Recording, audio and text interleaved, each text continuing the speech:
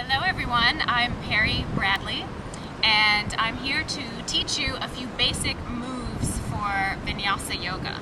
And a lot of people get a little confused in a classroom, so I just wanted to break down some of the basic poses or asanas that we do often in a normal beginner or intermediate yoga class. So we are saluting the sun, and when we salute the sun through these postures, we receive the qualities of the sun. So heat, energy, vitality, aliveness, and awareness. So we bring the hands to the heart to start.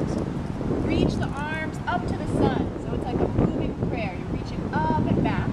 Exhale and fold forward. So I'll start with the beginner version of sun salutation A. We always lengthen the spine. So as you can see, my spine is flat. And a lot of students do this improperly. I see this a lot in class. They just lift the chin and the spine is still rounded. You want to really lift. See how I'm lifting my chest? Now I've got space between my ribs and my hips. Then I can fold a little further with that space. That's the whole point of lengthening the spine, is that you can get enough space to keep folding a little further. So for a beginner, you're going to step back to downward facing dog. And then inhale to high push-up position. So this is really active. Your thighs are firm, your belly pulls in. Drop the knees, and then exhale and bend your elbows. So you want to keep your shoulders and your elbows in a straight line, not down here. This is going to aggravate the shoulder joint over time. So you want to stay like right about there, like a shelf. And then we lift into a Cobra Pose or a full Cobra. So you can be either here with your hands lifted, or you can lift all the way up. And then downward facing dog. And then after the third breath, in a meditative way, walk the feet forward. Lift the spine again, so coming to that flat back, and then folding forward. Arms reach up and back, so reaching for the sun, and then hands to prayer. We'll start with tree pose, and I'll press into my left foot and bend the right knee. So this is sort of a prep for tree. You can even grab onto your knee, interlace the fingers around that knee just to get used to standing on one leg.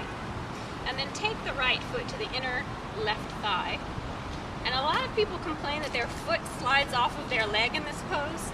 That's because your legs are not active enough. So you want to really think of engaging your glutes, drawing the belly in, pressing foot into thigh, and thigh into foot. So there's a really strong connection there. You want to keep your gaze to one point in front of you.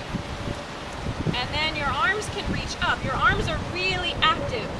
So the whole body is active in this pose. Firmly connected to the earth with your left foot, arms reaching for the sky. And then we can work this into a sequence. We can bring the hands to the hips and then bring that left leg back to what's called Warrior 3. Then you can reach your arms back if you're flying, and then take this into a high lunge. So notice I'm moving really slowly, all in slow motion so you can maintain control. So this pose is, instead of being a sun pose, it's a moon pose. So after we've worked really hard to bring a lot of heat to the body, the muscles are ready to be in sort of an intense type of stretch or pose. So we do our sun poses first, get all the muscles in the legs warmed up, and now we're ready for Pigeon Pose. And in Pigeon Pose, when you look down, you want to have your right knee in front of your right hip, your right heel in front of your left hip. And then I'm going to lift my chest up to prepare, and then exhale, fold forward. So as a beginner, you can keep your elbows on the ground just to get used to the pose. And then eventually your arms reach all the way out, shoulders relax, and the forehead rests onto the mat. So in this pose, all the muscles surrounding my left hip joint are releasing, and my lower body is prepared for it because I've been going through the sun salutations for about 45 minutes to an hour.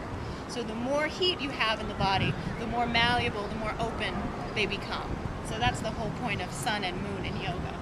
And then we do it on the other side, and then maybe swing the back leg around and do some sort of hamstring stretches to round out the practice.